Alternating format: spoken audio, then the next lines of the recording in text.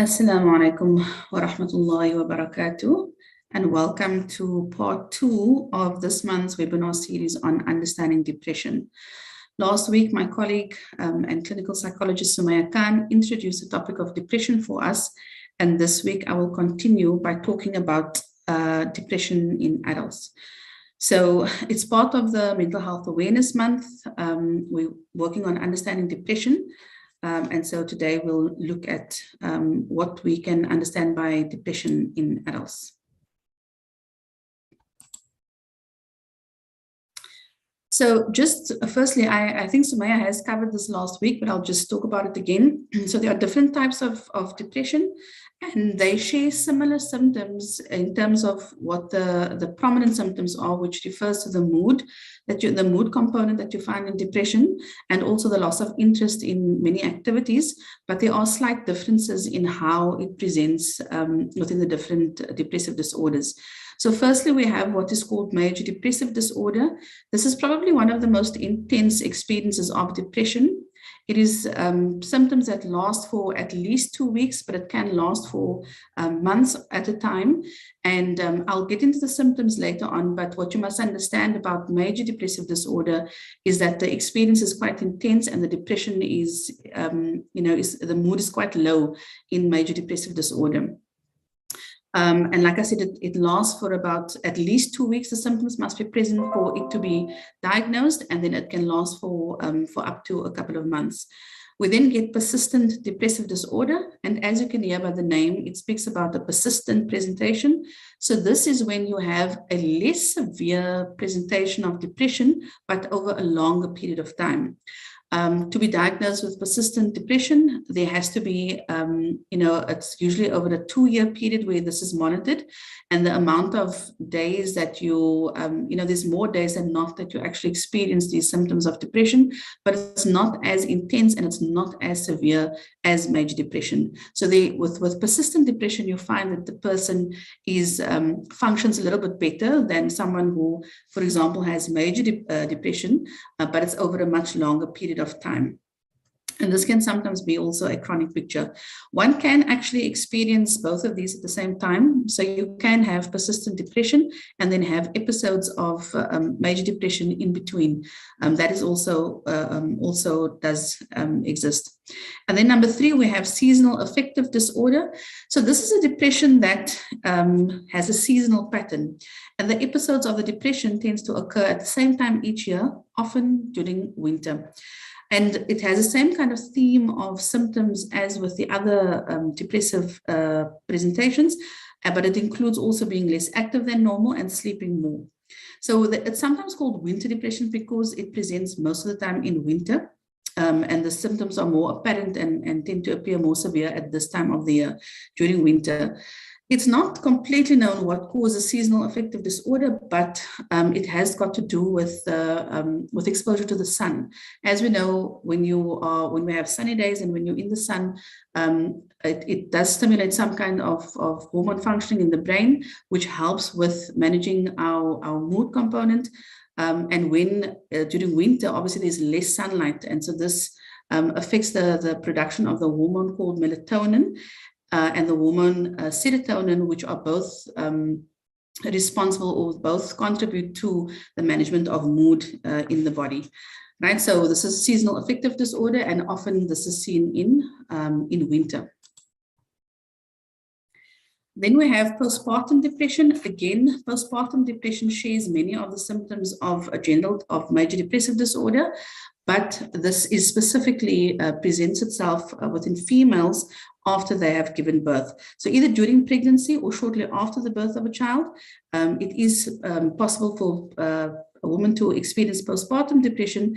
It again involves a depressed mood, loss of interest in activities, and several other physical and emotional symptoms. So besides the mood component, what you will see in women who suffer from postpartum depression is also the feelings of anxiety. Sometimes there are thoughts of harming the newborn, or there are thoughts of, there's a difficulty in bonding with the newborn baby. but it will also have all of the other symptoms that we will talk about later. And it also includes difficulty coping with daily activities, right? So most of the depressive disorders, they are treated in the same way, again, which we'll talk about later. This is known, or maybe you've heard the term baby blues. It's something that has been spoken about, not really in detail, but we sometimes talk about having baby blues. And this is what we would, within the psychiatric disorders, we would call postpartum depression. Then a new addition to the depressive category in the DSM-5, the manual that we use to diagnose, is premenstrual dysphoric disorder.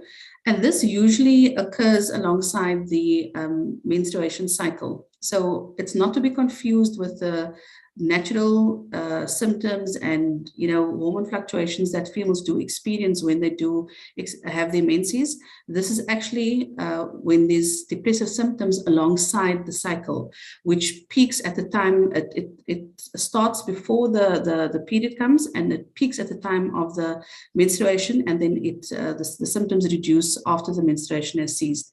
Again, all of the depressive disorders, they only become what we call a disorder or mental health condition if they impair the functioning of the individual, right? So yes, there are natural occurrences when women do go through the menstruation cycle with hormone changes, hormone fluctuations, and a mood component, but this is not to be confused with this condition, which is diagnosable if it interferes with the person's functioning.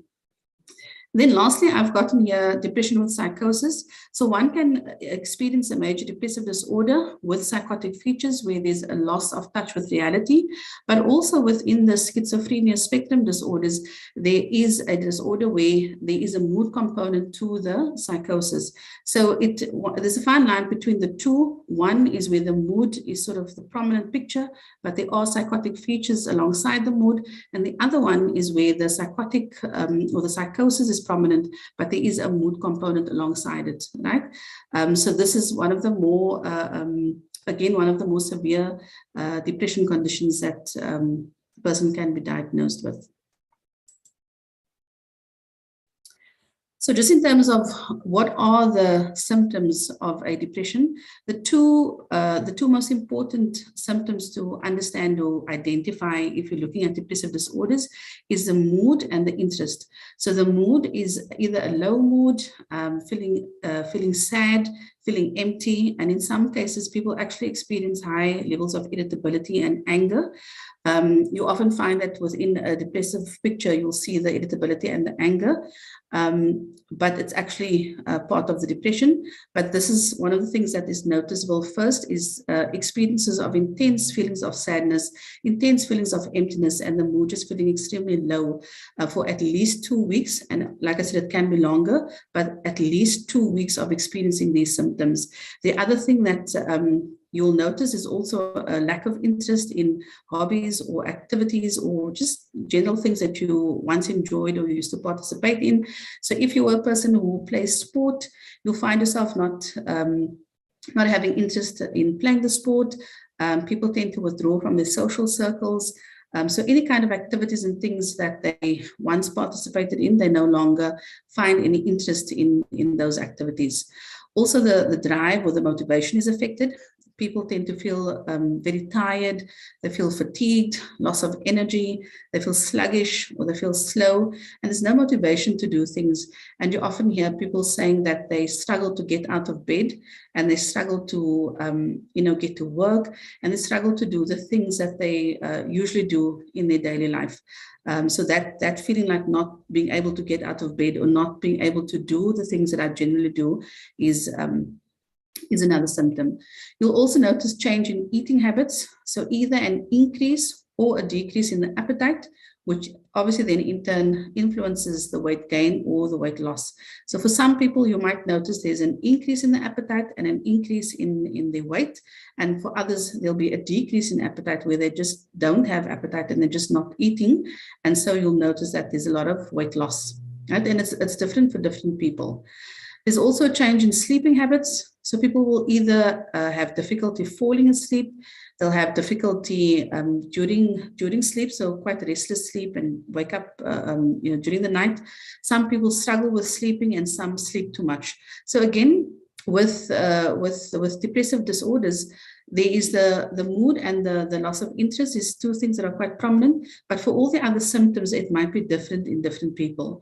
And this is the important thing to remember, is that when you think about depression, it's not one picture for every person. So each person may experience it differently. And some people, some people actually, despite how they're feeling, they'll still be going about their day. They'll still be trying to get through the tasks and activities that they usually do. They still, have a smile on their face, but actually inside they are struggling with all of these things. So another symptom that people experience is where concentration is affected. So there's either difficulty concentrating, again, on daily tasks, or you find yourself not being able to concentrate at work, or if you're at home with the kids, finding it difficult to concentrate on whatever tasks at hand, whatever activities you're involved in, whether it is being busy with the kids, whether it is being at work. If you're a student, you find it difficult concentrating on whatever task or activity you need to complete. There's a difficulty with making decisions. You can't come to a decision because, again, there's a difficulty with concentrating. And sometimes it is difficult to remember things, and people become forgetful if they are experiencing any of these symptoms. There's also an element of hopelessness. So people feel quite hopeless, feeling like they won't get through this, or they can't get through this, or it feels or seems like there's just no hope on the other side of what they're feeling, of what they're experiencing.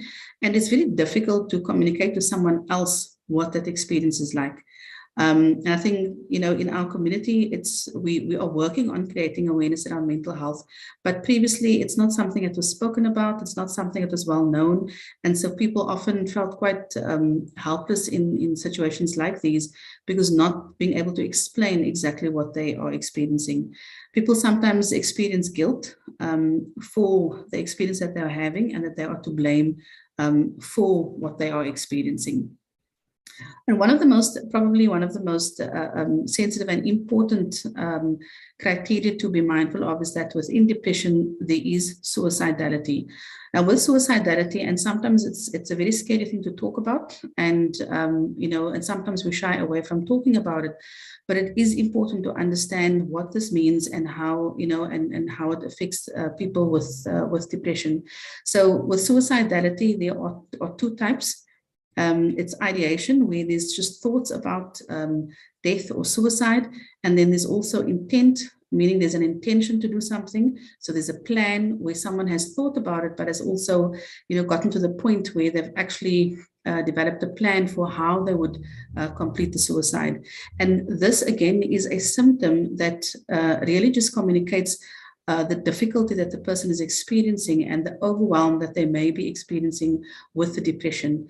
It is a symptom of the depression, and it's found in many cases of depression. You find suicidality, not always at the point of where there's an intention, where there is a plan, but often thoughts of death or suicide because of the kind of experience that they're having, and feeling like there's no way out, like there's no hope, or there's no way to deal or address what they're going through. The other thing that's not really a symptom of depression, but that you often in actually quite a few mental health conditions, is the presence of physical ailments or physical symptoms that have no medical cause, that doesn't respond to a typical treatment, and these are aches and pains in the body. So you find that sometimes when people are experiencing depression, they also experience aches and pains that is unexplainable, doesn't respond to treatment, and doesn't appear to have any medical cause, right? But it's actually part of the presentation of the depression itself.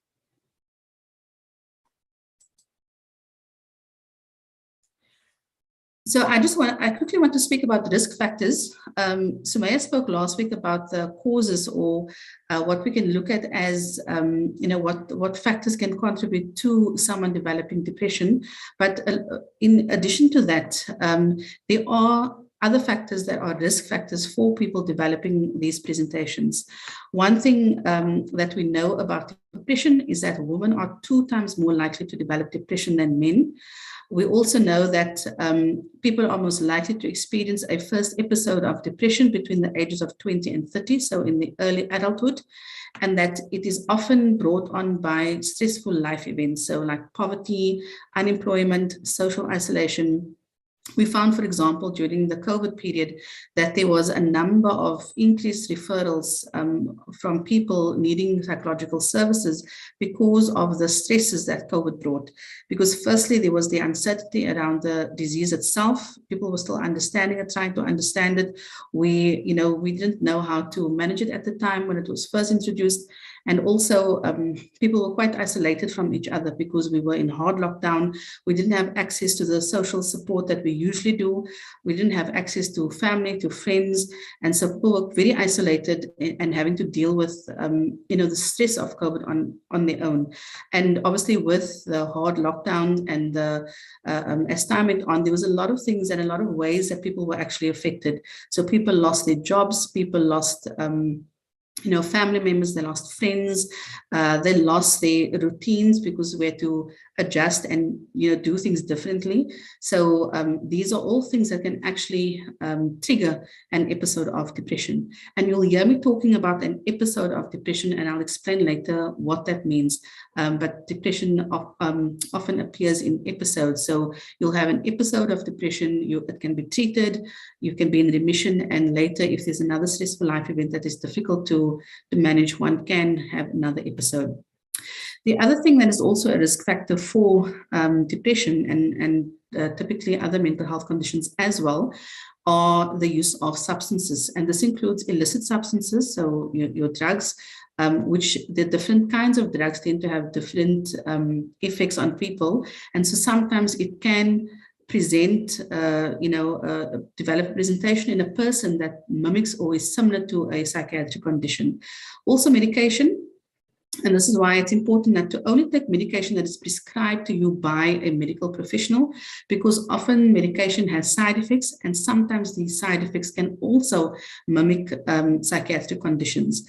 And so you'll see, even when you are treated for a mental health condition, the psychiatrist or the GP will pay close attention to the medication that you're taking and managing it and monitoring it to make sure that the dosage is correct and that there's minimal side effects for the medication that you're taking. So these are just some of the risk factors that does put you in a vulnerable position to develop depression. Of course, later on, we'll talk about some of the factors that can help you become resilient and in the face of mental health conditions, but these are some of the risk factors. So features of depression, right? So as I mentioned, depression is episodic in nature. This means that it presents in episodes, right? So if there is, you meet the criteria, and of course, we spoke about the mood, we spoke about the interest. Those are the 2 main symptoms that we look out for, and then we look at the other symptoms as well. One doesn't have to have all of the symptoms in order to be diagnosed with depression. You often for example, with major depressive disorder, there has to be a presence of a major depressive episode, which is the mood and the loss of interest, but only 5 of 9 symptoms that has to be present in order for it to be a major depressive episode. And then if that episode affects the functioning of the person, it impairs their functioning in a way that they are unable to complete the tasks of their daily life, and that there's no medication that they're taking that could have brought about these symptoms. So there's quite a few things that have to be put in place in order for you to meet the criteria to be diagnosed, right?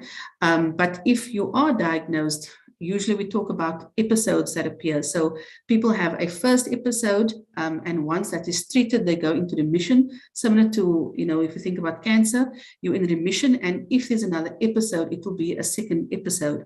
And these episodes, they can be mild, they can be moderate, and they can be severe. And this depends on how many of the diagnostic criteria is met. If the person is assessed and they found that there are some symptoms that they are experiencing that is part of a depression, we look at how many symptoms. So for example, if they only meet 5 of the symptoms, it is a mild depression. If they meet 6 to 7 of the symptoms, it's a moderate depression. And if they meet 8 to 9, which is almost all of the symptoms, then it could be considered a severe depression. And of course, as I mentioned, that you do also get depression with psychotic features. And this means that there's a psychosis that is present. And psychosis, of course, is a loss of touch, with a complete loss of touch with reality, an inability to care at all for the self, and so that is also a very severe picture. But the point is that it's episodic in nature. It comes in episodes, and if an episode presents and it is assessed and diagnosed, it can be treated, and that episode, can come to an end if it is treated by a mental health professional. And we'll talk just after this. We'll speak about the different kinds of treatment for depression. Right, so the minimum period that we look at if we want to make a diagnosis is 2 weeks, and that it can last for months. If some episodes of depression are often left untreated for months because people are either not aware, or they find it difficult to talk about what they're experiencing, or they don't know where to go and where to get help, and how to deal with what they're experiencing. So this is why it's important to understand what depression is and what it looks like, so that if you do notice any of these things, any of these symptoms in yourself or in someone else that you know, a friend or a family member, it is important to encourage them to actually seek treatment. Then, secondly, as I mentioned, an episode of depression is usually triggered by a life stressor. So sometimes, we of course, there are different things that put us at risk. And one of the things is if there's any mental health conditions in the family history. Similarly to any other health condition, if there's diabetes in the family, if there's heart conditions in the family, then you are also at risk for those kind of illnesses. And in the same way, if there's any mental health conditions in the family history, especially close relationships, you are also at risk. But like I said, there are things that can actually buffer, you experiencing a depression. So sometimes people are at risk for depression because it's in the family, but the kind of social support that they have, or the kind of, they are in good health, they've got lots of support, they've got they've got purpose and all of those kind of things, then it helps buffer against actually developing a depression. But for some people who do not have perhaps good or strong social support, or they've experienced multiple difficulties in life, and you found this during COVID, that people were experiencing multiple losses. It was loss of life, so family members and friends and close acquaintances, but also people lost their jobs. They lost their routines. It was difficult to try and make ends meet. So there was multiple stresses happening at that time.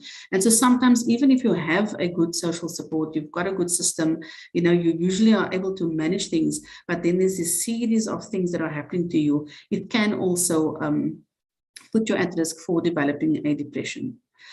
The last thing that is important to understand about depression is that it affects you on different levels. So it affects your thinking, how you think about things. It affects your physical abilities. It affects your body, and it impacts your functioning at work and at home, and also impacts your relationships. So often we don't realize that how all of these things work together, but how I think about things and how I feel. So if I'm feeling really down and I'm feeling extremely sad and I'm feeling in despair and I'm feeling hopeless and I'm feeling helpless, I'm not sleeping well. And obviously, if we're not sleeping well, that's one of the things that can really affect our energy levels and our drive to do things. So already I'm not sleeping well. It's already affecting my motivation, my drive to do things, my energy levels. If I have to go to work in that kind of state, I'm already feeling down. I'm already feeling tired and fatigued because I didn't sleep well. It affects my appetite. So I'm not eating well. So my body's not getting the nutrients that it needs in order for me to function. So all of those things have a ripple effect. And then because I'm experiencing all of those things, I come to work, I have no motivation to actually complete my tasks. I've got no energy to complete my tasks. It's difficult to do what I need to do, but also I don't feel like talking to people. I don't feel like being around people, so I withdraw myself. And of course, when we withdraw ourselves from people, we also withdraw ourselves from that support that we may get from the people around us. So there's a ripple effect, in terms of what you're experiencing. All of them affect each other. At the end of the day, it's just very difficult to get through a day, to get through your task, even if it's just getting out of bed in the morning, even if it's taking a shower. And it may seem like a simple thing that you do every day, but sometimes it affects you to that point where even just getting out of bed and taking that shower is too much in that moment. So, and all of that can affect you in terms of how you, function at work, how you function at home with those around you, and within your relationships, right? Because there's just this tiredness, this fatigue. You're not able to concentrate, so you're forgetting things. You might forget that, your partner asked you to get this after work. It leads to arguments. So although it's a mood, what we call a mood disorder, it does affect you on different levels, which affects your overall functioning at the end of the day. The thing to remember about depression is it is a mood disorder, but we call this a unipolar mood disorder, meaning there's only one mood in this presentation. I'm sure many of you have heard the term bipolar disorder, bipolar mood disorder. So in that presentation, there are two moods. The one is depression, and the other mood is the mania. So this is not to be confused with that. And sometimes when there is a depression, we normally assess to see if there is or if there has been an experience of mania, where there's been a manic episode, and then it'll be a different diagnosis. Then it wouldn't be depression, but rather the diagnosis would be bipolar mood disorder. But in this one, for depression, it is a unipolar mood disorder. There's only one mood, and that mood is the depression. And like I said, it appears in various forms, either very intense, very severe, and sometimes you can also experience chronic depression, where it doesn't actually go away completely, but you're able to manage it just enough to function, just enough to cope with life. And depending on the severity of the presentation, this also determines how we treat the depression at the end of the day. So with treatment for depression, there are different ways to treat it. The first one is with medication. And so this, when they treat depression, they treat it with SSRIs. I'm not going to say the long word because you don't need to know what it means. What you do need to understand about the medication is that it works on increasing the serotonin in the brain, which is responsible for or helps manage mood in the person. So in severe cases of depression, you'll find that they will treat with medication.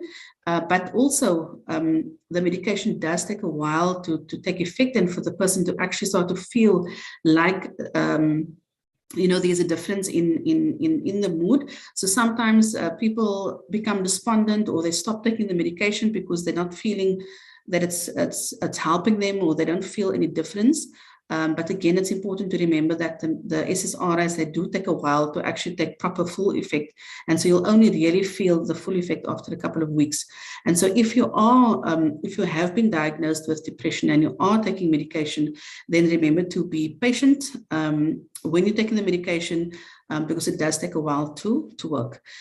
The other form of treatment is psychotherapy, and there are different forms of therapy that one can seek if you're wanting to be treated in that way.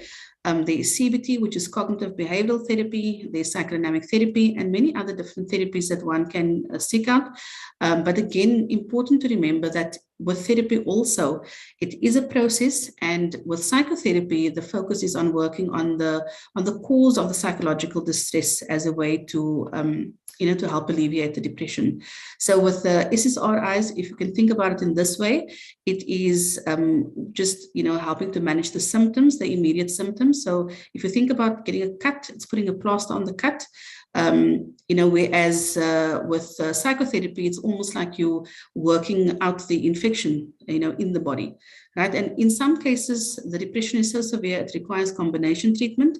And this is where you have a combination of medication and psychotherapy in order to treat the depression.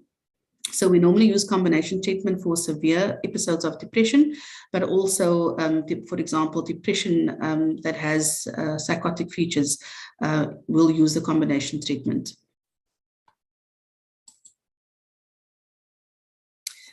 So as I mentioned earlier, there are risk factors that, that will render one vulnerable to experiencing depression. But at the same time, there are also protective factors that can help you buffer yourself against the experience of depression. And again, it's not a one size fits all. It's different for different people. Sometimes they do have these things in their life, but still they are affected by depression. So just be mindful of that when you look at these things. They help, but it's not necessarily a cure for depression, if I can put it that way. So firstly, social support.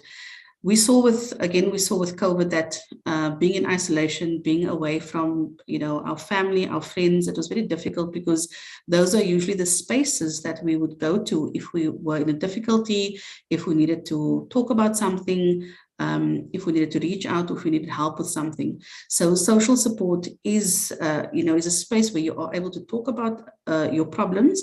And for some people, they have close friends. For some people, it's their family. But really just a space where you are able to ask for help if you need it, or be able to talk about difficulties or problems or challenges that you have, right? And so these are usually in the relationship. So it's usually close relationships, so family or friends, and sometimes even in your workplace, you have colleagues who you are quite close to, and where there is a small challenge or a small difficulty, one is able to speak about it and get support, or get, just the space of being able to talk about it sometimes helps. Then healthy coping skills, and we speak about healthy and unhealthy coping skills. So healthy coping skills is the ability to manage difficulties or challenges or uncomfortable emotions, for that matter, in a healthy manner, to use mechanisms that will help us to work through the problem, work through the emotion, but in a positive or a good way, right? Sometimes people tend to use unhealthy coping mechanisms, and if I can use one as an example, substances are often used to deal with difficult things, difficult emotions, or challenges. But of course, we know that this doesn't always help because it doesn't alleviate the problem, right? It just perhaps creates an escape from the problem for that period of time, but it doesn't actually alleviate the problem itself. And so this is why we talk about having healthy coping skills, where you can work on working through a challenge or a difficulty, or even dealing with a difficult emotion, but in a way that's going to help alleviate the issue, right? And then self-esteem. If someone is, if you are able to believe that you've got value, if you are able to handle your own, your challenges, and accept that, for all of us, we have our strengths, and then we have our, let's not call them weaknesses, let's call them limitations, and that we have the ability to overcome difficulties. Sometimes things are difficult, sometimes they are uncomfortable, sometimes they challenge us, but if we have the belief that we are able to overcome those things, despite it being difficult, despite it being uncomfortable, and despite it being a challenge, this does also help us to get through those things without it affecting us in a way where we are not able to function because it's too overwhelming. Remember that when we experience this, everyone experiences stress in their life, right? So we all have stress. One cannot have a life without stress, but it becomes distress if the capacity that we have to deal with things is less than the stress itself. So we always have to, there has to be equality in our ability to manage our stress. So that self-esteem, that confidence that we have in our abilities to manage the stress, that can help us and can also buffer against the experience of depression. And then physical health. Now, I'm not saying that you all have to go out and do exercise. I'm not saying that, but it does help if you are in a good, if you're in good physical health. It does help, again, to buffer. If you have a balanced and a healthy diet, and if you, for example, you are, you're making sure you're getting enough vitamins, enough nutrients in your body, you're eating healthily, you're moving regularly, getting, you're not spending all your time in the office or in the home. You're actually getting some time out. You're going out into nature. You're walking by the beach. You're spending time with family. You're doing all of those things. If you maintain good physical health, this helps, when you have to manage any kind of difficulties or challenges. If you are feeling sick, if you are not taking care of yourself, if you're not looking after yourself and making sure that you're getting enough nutritious food into your body and that you're not getting enough sleep. And so when we speak about physical health, we speak about all of those things, right? Getting enough sleep, good quality sleep, getting enough movement, getting enough nutritious food into the body, that we talk about that when we refer to good physical health. So if you're having all of those things, it means your body's in a good state to be able to deal with challenges and difficulties and all of those things. But if we are not doing those things, then we are more at risk, because now the body's already not getting what it needs. And so if there's a challenge and there's a difficulty, it becomes more difficult to actually manage that challenge or that difficulty. Right? Then healthy thinking. So we all have different temperaments, we all have different personality styles, and we all have different ways of thinking about things. And the way we think about things, really, it gets developed over time, right? From when we are younger, depending on what kind of environment we grew up in, there are different ways of thinking about things. And so sometimes the way we think can also affect how we experience situations in our life or challenges. And so if we are people who, if you make a mistake, you're able to kind of move past the mistake quite quickly, acknowledge it as a mistake, recognize it as a mistake, look at what could have been done differently or so on, and then learn from that mistake and then move on. It can be a buffer, right? If we're someone that what we call ruminate, where you overthink, you think and overthink about something. If you made a mistake, or if you have something that you consider a flaw, or if you ruminate and spend a lot of time focused on the problem, instead of looking at perhaps what can be done about the problem, then it can also affect how we experience things, and a build-up of that can also lead to developing a depression. And then lastly, purpose. So having a sense of purpose, if you have meaningful involvement in work, or, any other role that you have, or understanding your value, that you have value to whoever comes into contact with you, whether you a stay-at-home mother, or whether you, a professor, or whatever, that there's value. If you have the belief that there's value in what you do and what you share with others, and that you have a purpose. And again, if we think about us as Muslims, what our purpose is. Our purpose is to work for the Akhirah. And so also focusing on that does sometimes help with how we experience things in our life. That can also, again, help buffer us against the experience of depression. But again, I want to caution and say, just be mindful that we talk about these as protective factors. They do help buffer, but it's not a one-size-fits-all. It will work for some people and it won't work for others, because there are other things that does also contribute to someone having depression, like genetics, like imbalance of chemicals in the brain. There are other things that also contribute to people experiencing depression, that, even if you have all of these things in your life, you still might have the presentation of depression. So just be cautious that, but I'm not saying that if you have these things that you definitely won't get depression, but there are things for many people that it can actually buffer against.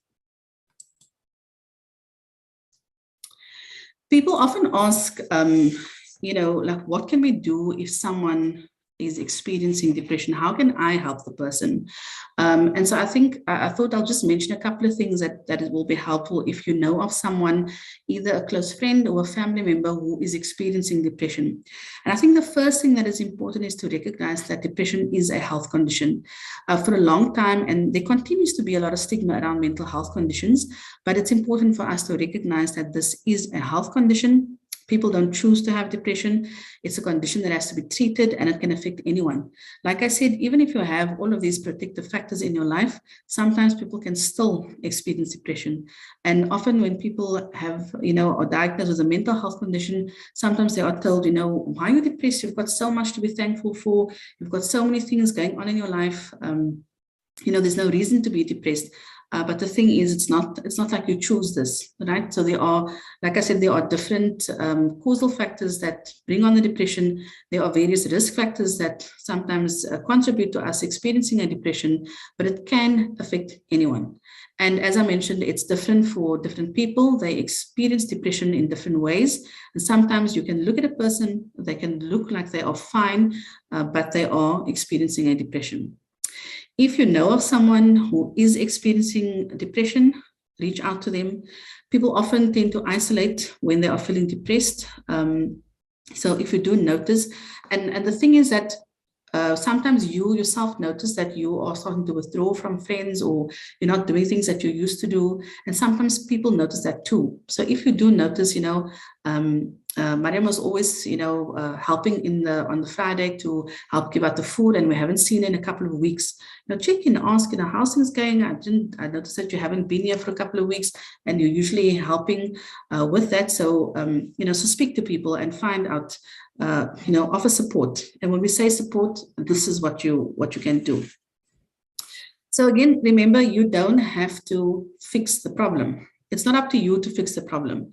And even if you disagree with some things, or you disagree with, what the person is saying, or anything like that, sometimes just listening without judgment is helpful enough. Sometimes what a person needs in that space, when they are in that space, is just to have someone who acknowledges that this is what they're experiencing. And like I said, and just listening without judgment, and just being able to listen and say, I hear you, and I'm sorry you're going through this, but just being a support to that person. So you can be supportive also by supporting activities that help with depression. So like we mentioned earlier, healthy lifestyle, and of course, seeking professional help. So you won't be able to convince or make sure the person gets to the professional treatment, but you can make suggestions, you can make recommendations, you can say, I can check for some numbers for you, or I can find out, where we can find some resources and share it with the person, and then it's up to them, whether they want to make use of it or not. But the point is just to be supportive, right? And encouraging things that will help manage the depression, but also, if necessary, to seek professional help for the treatment of the depression. So again, encourage professional help. Mental health professionals that that work in mental health. I'm not going to go into the details of things, but because sometimes specific mental health professionals deal with specific mental health conditions. But just if you think about it on a broader scale, mental health professionals include registered counselors, psychologists, psychiatrists, and GPs who understand psychology as well. And then also sometimes you're working with your social workers, with your OTs, when in some cases when you are managing a mental health condition. But just to give you a sense of who are the people that you would go to if you needed to get professional treatment. And then also, again, social support, encourage seeking support from other spaces, from community organizations, from religious groups. Perhaps there's a youth group at the masjid or something like that. Just spaces that will be supportive for the person. And then also you find mental health support groups. So maybe there's a depression support group or an anxiety support group. There are, on the last page, I have noted some contact numbers as resources, but you'll see that on the first slide, and I will share the slides later on. On the first slide, I've put the SADAG website, the South African Depression and Anxiety Group, that has a lot of information on depression and anxiety and other mental health conditions, but also provide resources and contact details of support groups. But really, we live in a technological age. You can even Google and you can find support groups. So, but the idea is that social support can be very valuable for people who are experiencing a mental health condition. Then with suicidality, as we spoke about earlier, take it seriously. Symptoms of depression include intense sadness and despair and suicidality. And as I mentioned, if we talk about suicidality, there's either just an ideation where there's just thoughts about it, but then there's also intent where there's actually an intention and a plan, on how to carry out the suicide. If you do think someone is actually at risk of taking action, they have got a plan in place to complete a suicide, you can take them to an emergency room. And again, SADC has resources and helpline numbers that you can contact if there is thoughts of death and suicide for people. So on the last page, I've listed a couple of those numbers. Then self-care. When you are supporting someone who is experiencing depression or any other mental health conditions, not always easy. So also remember to take care of yourself. Remember to take a break. And in the same way, like we encourage and those experiencing a mental health condition or those experiencing depression to take care of themselves with a healthy lifestyle and all of those, to put all of those protective factors in place. You can do that for yourself as well, especially if you are being supportive to someone who is going through a depression or any other mental health condition for that matter. Lastly, it's important to remind yourself that you are not responsible for the cure. You can support, but you cannot heal the person, right? It's not your responsibility. So be mindful of that, of taking the responsibility for someone else's recovery. Your role there is to support, is to, perhaps help get the numbers, go with them on a walk, and try to encourage them to seek professional treatment if that is necessary. But you cannot take responsibility completely for what the person is experiencing or going through. Education is another way of also helping, because I think if you understand something better, it's you are better able to deal with things. And so sometimes even just having an understanding is a way to also to support an individual. So lastly, here I've included some numbers, and as I mentioned, I will share the slides for references, but also so you can know that there are lots of resources available. There's Lifeline, there's a suicide crisis helpline, there's Dr. Reddy's mental health line, there's the Adhd Ingram Depression and Anxiety helpline, there's a supplemental health line, the Department of Social Development Substance Abuse hotline. Some of them are 24 hours, some of them do have office hours, so it's easy to just find them online.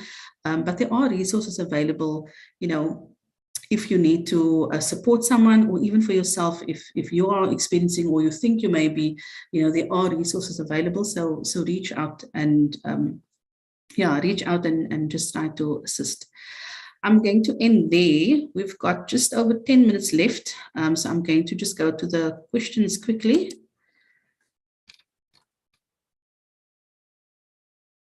Oh, sorry, I've only seen now that it's not in full screen mode. I'm not sure why that was. The best method of tapering oneself from antidepressants. It's been 18 months since I've started using Noreen. It really helps. With any medication, I'm just going to stop sharing for a minute.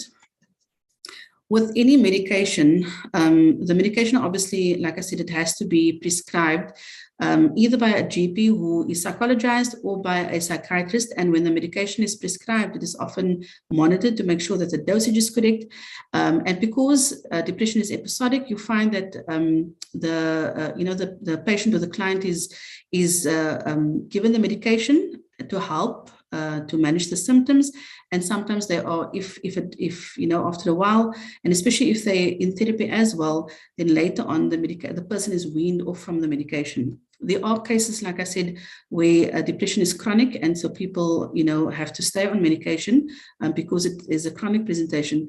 But for many who experience mild episodes, they take the medication, they go to therapy, and once the symptoms have cleared, they are weaned off the medication, and people often continue with therapy, or they come back to therapy if they need it again. But again, it's not one size fits all. Medication has to be managed by a medical professional. Okay, I see someone is asking if there's any teachers who are suffering from depression, she would like to network. I'm an Islamic educator at a school. I was going through depression. I thought I dealt with it on my own, but I'm not so sure now.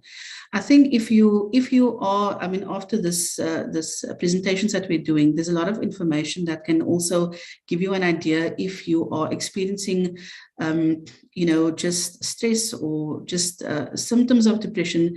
But if after the presentation and the information you now have, you are concerned that you might have a depressive disorder, then seek professional treatment so you can get an assessment, because once there's an assessment, it means the mental health professional will have enough information to make a diagnosis and then to treat it appropriately. So one can't just treat without making a diagnosis, and you can't make a diagnosis without doing an assessment. So if you are concerned or you are worried that you might be experiencing a clinical depression, then please do seek professional treatment.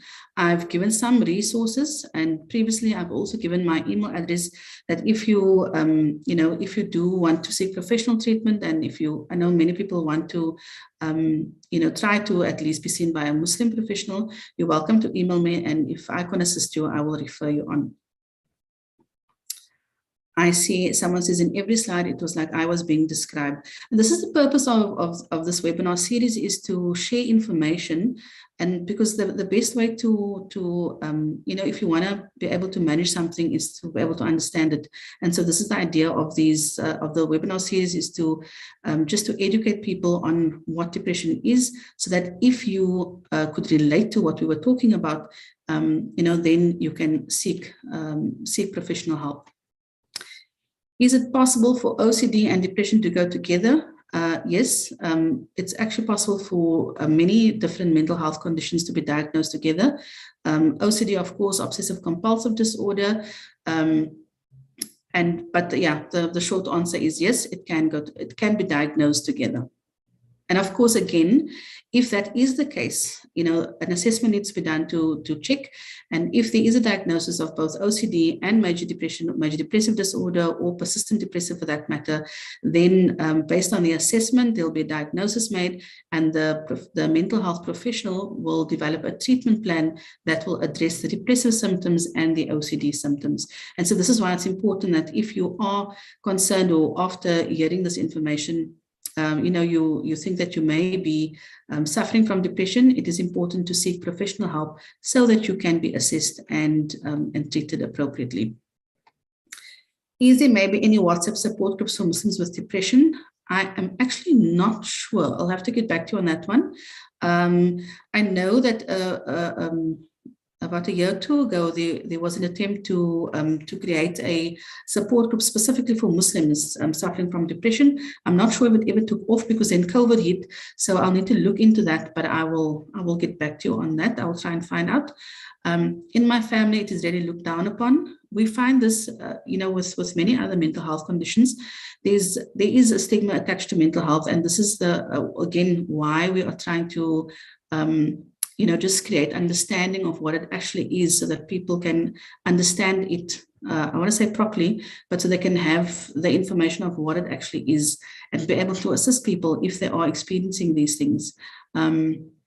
I see the person says that when I have episodes, I must shake it off or read my Salah or Quran because shaitan is troubling me. So again, there's always space for to have the Quran and your Salah alongside, but when there is a diagnosis of clinical depression, it is important that it is treated by a mental health professional. It is a health condition like any other health condition, like diabetes, like the flu, like cancer. They are all health conditions. This is also a health condition, and so it must be treated as such. And so I do hope that you were able to get the help that you needed. And yes, this is the kind of thing that people have said that they do usually hear when they are experiencing mental health conditions.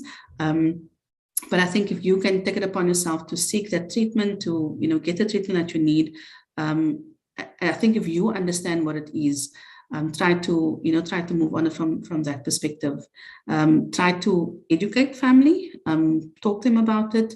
You're welcome to share these presentations with them. And because I think also once we have the understanding, it does become easier to respond more appropriately to these experiences.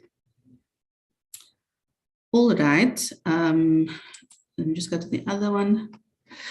During perimenopause, is it common to experience sadness, depression? If so, what can one do to relieve the feeling of sadness?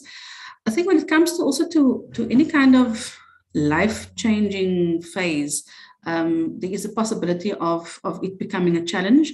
But again, one cannot just say it is depression if there isn't an assessment done. So sometimes we do feel sad or we do feel troubled by certain things. It's not necessarily a clinical depression, but again, the assessment must be done in order to diagnose and see if it needs to be treated. But if it's just, sadness, I mentioned some of the things that we can do to kind of protect ourselves and buffer ourselves against the experience of difficulties or how to deal with difficulties.